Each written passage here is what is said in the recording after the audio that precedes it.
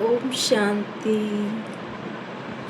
आज के इस टॉपिक में हम देखेंगे बाप दादा की नेक्स्ट अव्यक्त वाणी। तो आइए शुरू करते हैं बाप दादा के नेक्स्ट वाणी।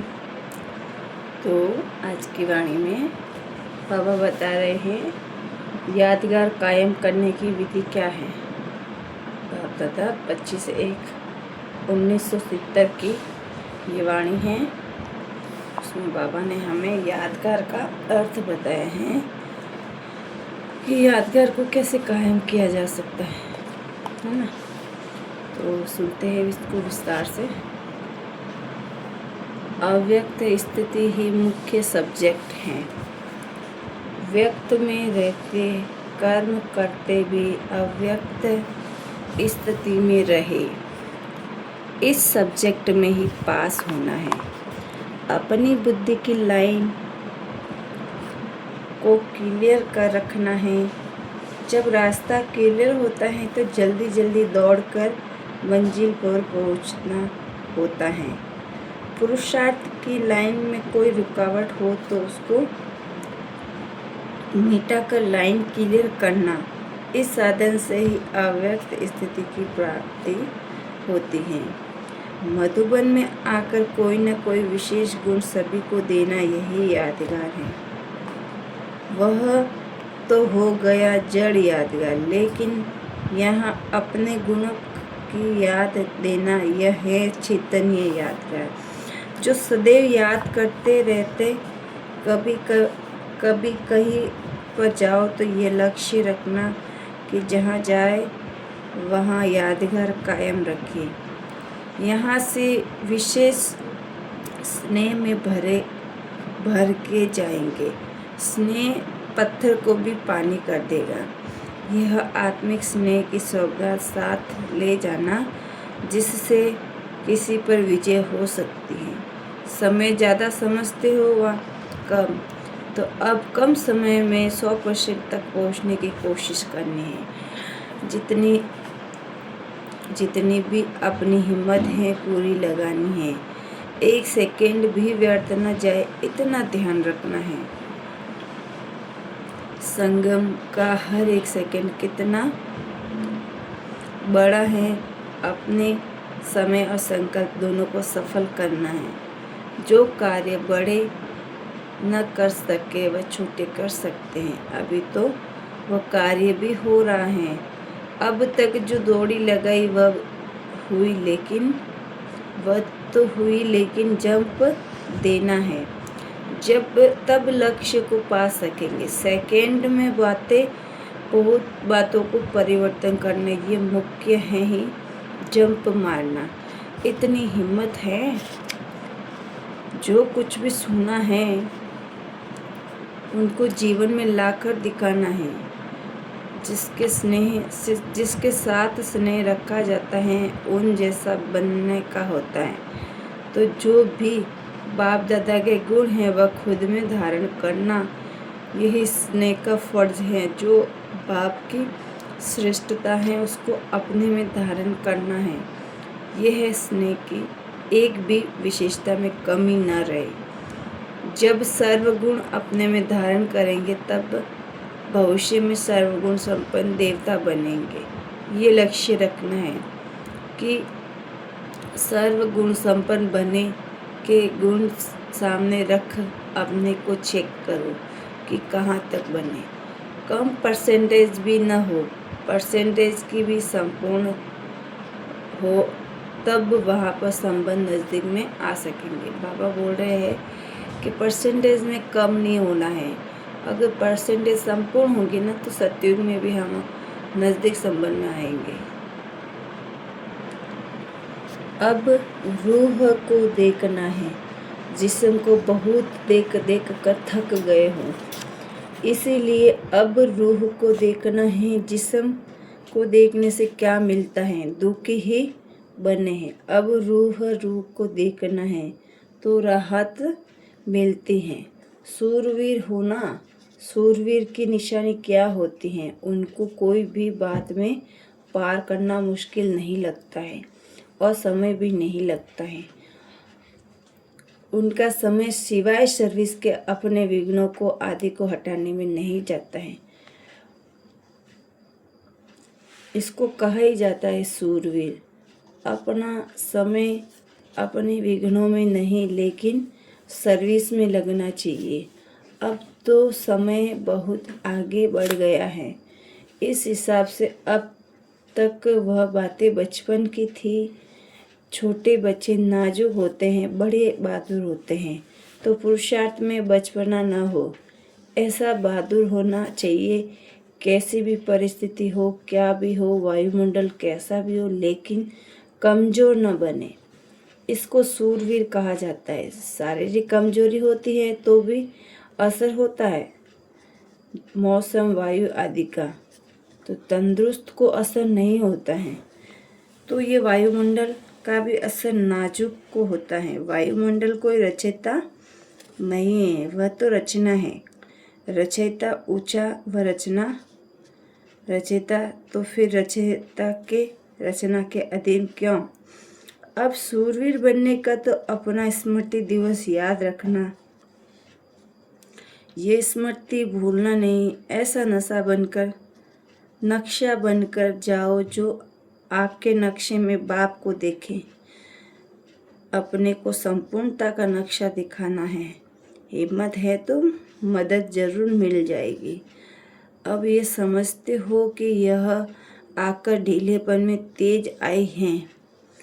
अब भी पुरुषार्थ में ढीले नहीं बनना। संपूर्ण हक लेने के लिए आहुति भी देनी है। कोई भी यज्ञ रचा जाता है तो संपूर्ण सफल कैसे होता है? जबकि आहुति डाली जाती है। अगर आहुति कम होगी तो यज्ञ सफल नहीं हो सकता। यहाँ पर भी हर एक को ये देखना है कि आहुति डाली है क्या। जरा भी आहुति की कमी रह गई तो संपूर्णता सफलता नहीं होगी। जितना और इतना का हिसाब है। हिसाब करने में धर्मराज भी हैं, उसमें कोई भी हिसाब किताब रह नहीं सकता। इसीलिए जो भी कुछ आहुति में देना है वह संपूर्ण देना है और फिर संपूर्ण लेना है। देने में संपूर्णता तो नहीं, लेने में भी नहीं। जितना देंगे उतना लेंगे। जब मालूम पड़ गया कि सफलता किस में है, फिर भी सफल न करेंगे तो क्या होगा? कमी रह जाएगी ना। इसीलिए सदैव ध्यान रखो कि कुछ रह तो नहीं गया। मनसा में, वाणी में, कर्म में, कहाँ भी कुछ करना, कुछ रहना नहीं चाहिए। कोई भी कार्य का जब समाप्ति का दिन होता है तो उस समय चारों ओर देखा जाता है कि कुछ रह तो नहीं गया है। वैसे अभी भी समाप्ति का समय है। अगर कुछ रह गया है तो वह रह ही जाएगा, फिर स्वीकार नहीं हो सकता। इसको संपूर्ण आहुति नहीं कहा जाएगा। इसीलिए इतना ध्यान रखना है कि अभी कमी रखने का समय बीत चुका। अब समय बहुत तेजी आ रही है। अगर समय तेज चला गया तो खुद ढीले रह गए, फिर क्या होगा? मंजिल पर पहुंचेंगे, फिर सतयुग मंजिल के बजाय त्रेता में जाना पड़ेगा।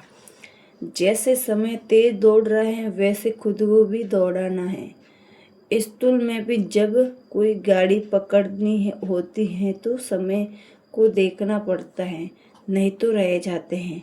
कोई गाड़ी पकड़नी नहीं तो रह जाते हैं। समय तो चल ही रहा है, कोई के लिए समय को रुकना नहीं है। अब ढीले चलने के दिन गए, दौड़ी के दिन गए, अब जंप लगाने के दिन है।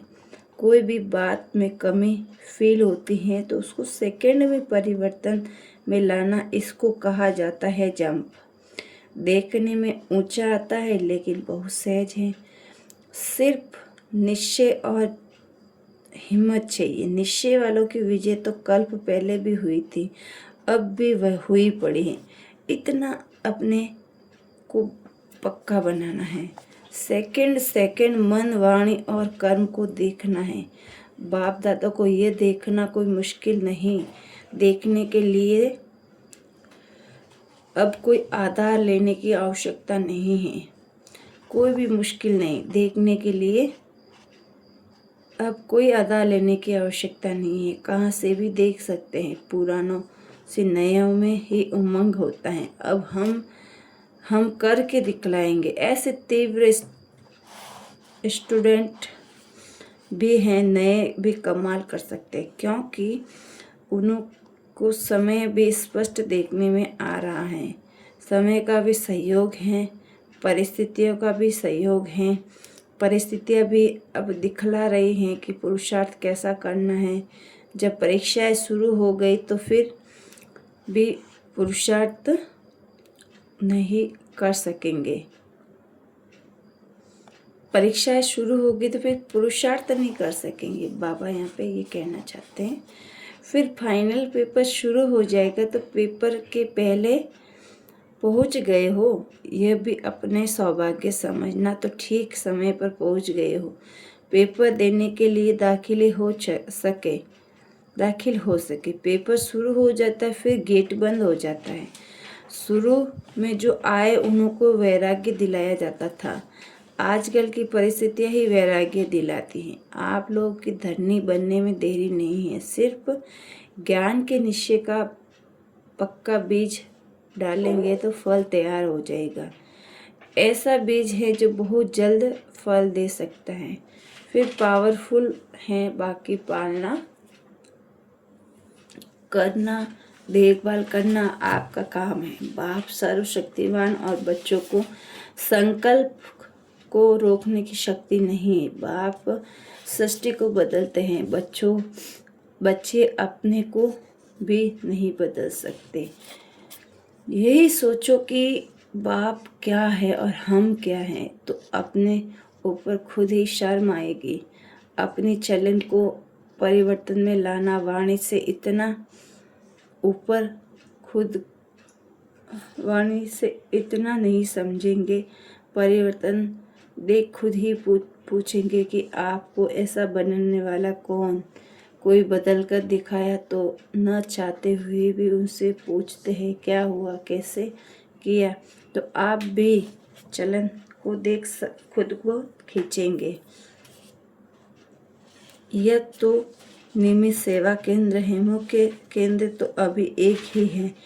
ऐसे बेहद की दृष्टि में रहते हो ना। मुख्य केंद्र में से ही सभी का कनेक्शन है, सभी आत्माओं का उनसे कनेक्शन है, संबंध है, एक से संबंध रहता है तो अवस्था भी एक रस रहती है। अगर और कहाँ संबंध की रग जाती है तो एक रस अवस्था नहीं रहेगी। तो एक रस अवस्था बनने के लिए सिवाय एक और के कुछ भी देखते हुए ना देखो। यहाँ जो कुछ भी देखते हो वह कोई वस्तु रहने वाली नहीं है। साथ रहने वाली अविनाशी वस्तु एक ही बाप है। एक की ही याद में सर्व प्राप्ति हो सकती है और सर्व की याद में कुछ भी प्राप्ति न हो। तो कोई सा सौदा अच्छा है, कौन सा सौदा अच्छा है? बाबा यहाँ पे हमें पूछ रहे हैं, है ना। एक की ही याद में रहेंगे तो सर्व प्राप्ति है, और सर्व की याद में रहेंगे तो प्राप्ति कुछ भी नहीं है। कौन सा सौदा अच्छा है? बाबा हमसे पूछ रहे हैं। देखभाल कर सौदा किया जाता है या कहने पर किया जाता है। यह भी समझ मिली है कि माया सदैव के लिए विदाई लेना थोड़ा समय मुखड़ा दिखलाती है। अब विदाई लेना आती है, हार खिलाने नहीं, छुट्टी लेने आती है। अगर घबराहट आए तो वह कमजोरी कहीं आएगी। अगर घबराहट आई तो वह कमजोरी भी कही जाएगी। कमजोरी से फिर माया का वार होता है। अब तो शक्ति मिली है ना, सर्वशक्तिवान के साथ संबंध है तो उनकी शक्ति के आगे माया की शक्ति क्या है? सर्वशक्तिवान के बच्चे हैं ना, या नशा नहीं भूलना है। भूलने से फिर माया वार करती है। बेहोश नहीं होना है, होशियार जो होते हैं ना वह होश रखते हैं। आजकल डाकू लोग भी तो कोई कोई चीज़ से बेहोश कर देते हैं, तो माया भी ऐसा ही करती है। जो चतुर होते हैं ना, वो पहले से ही जान लेते हैं कि इतना इनका तरीका है, इनका ये तरीका है, इसलिए पहले से ही सावधान रहते हैं। अपने होश को गवाते नहीं, इस संजीवनी बूटी को सदा साथ रखना है। बल 1 मास में आए यह भी बहुत है, लेकिन 1 सेकंड में भी परिवर्तन आ सकता है। ऐसे नहीं समझना कि हम तो अभी आए हैं, नए हैं, या तो सेकंड का सौदा है। 1 सेकंड में जन्मसिद्ध अधिकार ले सकते हैं। इसीलिए ऐसा तीव्र पुरुषार्थ करो, यह मुक्ति मिलती है। जो भी बात सामने आए तो यह लक्ष्य रखो कि 1 सेकंड में बदल जाए। सारे कल्प में यही समय है, अब नहीं तो कब नहीं। ये मंत्र याद रखना है। जो भी पुराने संस्कार हैं ना और पुराने नेचर्स हैं, वह बदल कर ईश्वरीय बन जाए। कोई भी पुराने संस्कार, पुरानी आदतें न रहे। आपके परिवर्तन से अनेक लोग संतुष्ट होंगे। सदैव यही कोशिश करनी है कि हमारी चलन धारा कोई को भी दुख न हो। मेरी चलन, संकल्प, वाणी, हर कर्म सुखदायी हो। ये है ब्राह्मण कुल रीति, जो दूर से ही हर एक को कोई समझ ले कि यह हम लोगों से न्यारे हैं। न्यारे और प्यारे रहना, यह है पुरुषार्थ। औरों को भी ऐसा बनाना है और बनना और बनाना, ये लक्ष्य रखना है। जो जितना बनते हैं उतना ही बनाना है। अपने जीवन में अलौकिकता भासती है। अपने को देखना है कि लोग से न्यारे अपने को समझते हो। अगर याद भूल जाते हो तो बुद्धि कहाँ रहती है। सिर्फ एक तरफ से भूलते हो, दूसरी तरफ लगेगी ना। ये अपने को चेक करने।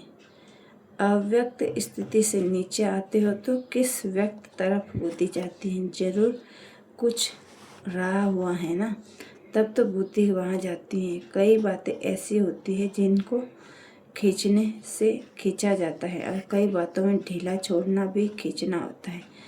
पतंग को ऊंचा उड़ाने के लिए ढीला छोड़ना पड़ता है। देखा जाता है इस रीति नहीं खींचेगा तो ढीला, फिर ढीला छोड़ना चाहिए, जिससे वह स्वयं खींचेगा। विघ्नों को मिटाने की युक्ति अगर सदैव याद रहे हैं तो पुरुषार्थ में ढीले नहीं होंगे।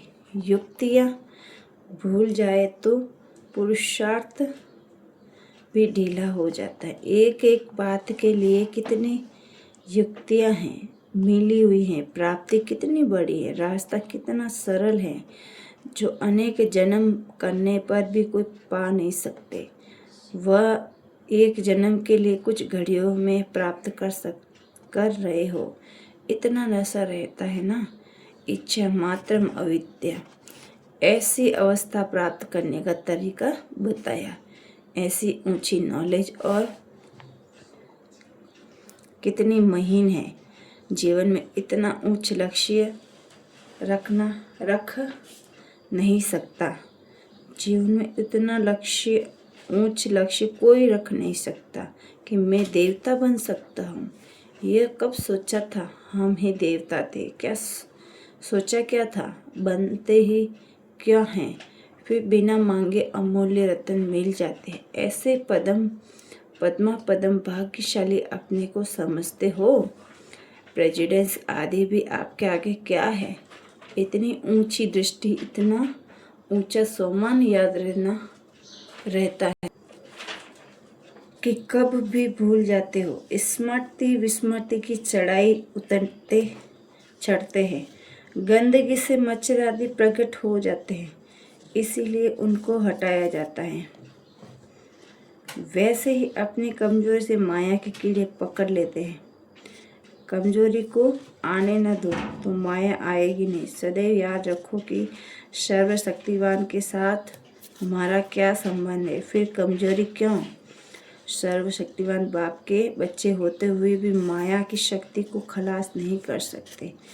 सदैव बातें एक बात सदैव याद रखो कि बाप मेरा सर्वशक्तिवान है और हम सभी श्रेष्ठ सूर्यवंशी हैं। हमारे ऊपर माया के वार कर नहीं सकती।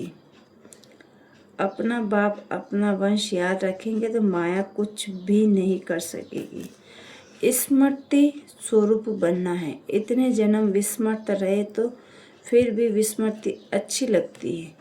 63 जन्म विस्मृति में धोखा खाया। अब एक जन्म के लिए धोखे से बचना मुश्किल लगता है। अगर बार बार कमज़ोर बनते, चेकिंग नहीं कर रखते तो फिर उनकी नेचर ही कमज़ोर बन जाती है। अवस्था चेक कर अपने को ताकतवर बनाना है। कमजोरी को बदल शक्ति लानी है। सभी जो बैठे हैं वह अपने कुछ सूर्यवंशी सितारे समझते हो। सूर्यवंशी सितारों की क्या कर्तव्य है? सूर्यवंशी सितारे माया के अधीन हो सकते हैं। सभी मायाजीत बने हो ना, तो बने ही व बनना ही है। मायाजीत का टाइटल है अपने ऊपर धारण किया है। युगल में भी तो एक कहते हैं मायाजीत बन रहे हैं और एक कहते हैं बन ही गए हैं। एक ही पढ़ाई, एक ही पढ़ाने वाला, फिर भी कोई विजय बन गया, कोई बन रहे। ये क्या फर्क क्यों? अगर अब तक भी त्रुटियां रहेगी तो त्रुटियां वाले त्रेता युग के बन जाएंगे और जो पुरुषार्थी होंगे वह सतयुग के बनेंगे। पहले से ही पूरा अभ्यास होगा तो वह अभ्यास मदद देगा। अगर ऐसा ही अभ्यास रहा तो कभी विस्मृति और कभी स्मृति, तो अंत समय भी विस्मृति हो सकती है। जो बहुत समय के संस्कार होते हैं तो वह अंत में भी वही अंत की स्थिति रहती है। लौकिक रीति से जब कई शरीर छोड़ते हैं तो कोई संस्कार दृढ़ होता है, खान पान व पहनने आदि का, तो पिछड़े समय वह संस्कार सामने आता है। इसीलिए अभी से लेकर सदैव स्मृति के संस्कार भरो तो अंत में यही मददगार बनेंगे। विजय बनने में स्टूडेंट बहुत ही समय से ठीक पढ़ाई नहीं पढ़ते हैं तो पेपर ठीक नहीं दे सकते। बहुत समय का अभ्यास चाहिए। यहाँ पे बाबा हमें बोल रहे हैं कि संस्कार परिवर्तन करना है तो बहुत समय का अभ्यास चाहिए। इसीलिए अब ये स्मृति के अथवा हार खाने के संस्कार मिट जाने चाहिए। वह समय गया, क्योंकि साकार रूप में संपूर्णता का सबूत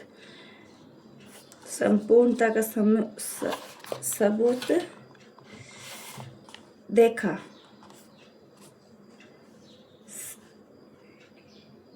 साकार संपूर्णता को प्राप्त कर सके, फिर आप कब करेंगे? समय की घंटी बज चुकी है। फिर भी बजने के बाद अगर पुरुषार्थ करेंगे तो क्या होगा? बज सकेंगे?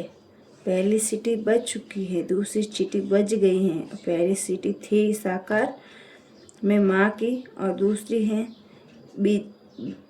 दूसरी बजी साकार रूप की। अब तीसरी सीटी बजनी है, जो 2 सीटी होती है तैयार करने की, तीसरी सीटी होती है सवार हो जाने की। 2 घंटी इतलाव की होती हैं, तीसरी इतलाव की नहीं होती, तीसरी होती है सवार हो जाने की। तो तीसरी में जो रह गया सो रह गया। इतना थोड़ा समय है, फिर क्या करना चाहिए? अगर तीसरी सीटी पर संस्कार को समेटना शुरू करेंगे तो फिर रह जाएंगे। सुनाया था ना कि पेटी बिस्तर कौन सा है? व्यर्थ संकल्प रूपी बिस्तरों और अनेक समस्याओं की पेटी दोनों ही बंद करनी है। जब दोनों ही समेट कर तैयार होंगे तब जा सकेंगे। अगर कुछ रह गया है तो बुद्धि योग जरूर उस तरफ जाएगा, फिर सवार नहीं हो सकेंगे, अर्थात विजय नहीं बन सकेंगे। अब इसे क्या करना पड़े, कब कर लेंगे, यह कब शब्द से निकल दो, ये कब शब्द को निकाल दो। अगर शब्द को धारण करो तो कब कर लेंगे, धीरे धीरे करेंगे, ऐसे सोचने वाले ही दूर रह जाएंगे। ऐसा समय अब पहुंच गया है, इसीलिए बाप दादा सुना देते हैं कि कोई उलझना न दे। समय का भी आधार रखना है। अगर समय के आधार पर ठहरे तो प्राप्ति कुछ नहीं। समय से पहले बदलने से अपने का फल मिलेगा, अपने किए का फल मिलेगा। जो करेगा वो पाएगा। समस्त प्रमाण किया तो समय के कमाल हुई, अपनी मेहनत करनी। बाप का बच्चों पर स्नेह होता है तो स्नेह की निशानी है संपूर्ण बनना। चल तो रहे हैं लेकिन स्पीड को भी देखना है। अभी संपूर्णता का लक्ष्य रखना है। तब संपूर्ण राज्य में आएंगे। कोई कमी रह गई तो संपूर्ण राज्य में नहीं आएंगे। जितना ज़्यादा प्रजा बनाएंगे उतना ही नज़दीक में आएंगे। दूर वालों को तो ही देखने आएंगे, नज़दीक वाले हर कार्य में साथ रहेंगे। नंबर 1 शक्तिय हैं, वह पांडव हैं। दूसरे को आगे बढ़ाने, ये भी खुद आगे बढ़ना है। आगे बढ़ाने वाले का नाम तो होगा ना। बीच में चेकिंग भी चाहिए। हर कार्य करने से पहले व बाद में चेकिंग करते रहो। जब कार्य शुरू करते हो तो देखो उस स्थिति में रहे कार्य शुरू कर रहा हूँ। फिर बीच में चेकिंग करते रहो कि कितना समय याद रही। कार्य शुरू करने में चेकिंग करने से वह कार्य भी सफल होगा और स्थिति भी एक रस रहेगी। सिर्फ रात को चार्ट चेक करते तो सारा दिन तो ऐसे ही बीत जाता है, लेकिन हर कर्म के हर घंटे की चेकिंग चाहिए। अभ्यास पड़ जाता है तो फिर वह अभ्यास अविनाशी हो जाता है। हिम्मत रखते तो फिर सहज हो जाएगा। मुश्किल सोचेंगे तो मुश्किल फेल होगा। अगर पुरुषार्थ को कब तेज करेंगे और अभी समय ही है कहाँ। सारे कल्प की तकदीर इस घड़ी बनानी है, ऐसा ध्यान देकर चलना है। सारे कल्प की तकदीर बनने का समय अब है। इस समय पर अमूल्य समझ प्रयोग करो, तब संपूर्ण बनेंगे। 1 सेकंड में पद्मों की कमाई करनी है। 1 सेकंड में गवाया 100 पद्मों की कमाई गवाएं। अटेंशन इतना रखेंगे तो विजय बनेंगे। 1 सेकंड भी व्यर्थ नहीं गवाना है। संगम का 1 सेकंड भी बहुत बड़ा है। 1 सेकंड में ही क्या से क्या बन सकते हैं, इतना हिसाब रखना है। अच्छा, आज की वाणी को यही विराम देते हैं और नेक्स्ट टॉपिक पर नेक्स्ट वाणी पे चर्चा करेंगे। ओम शांति।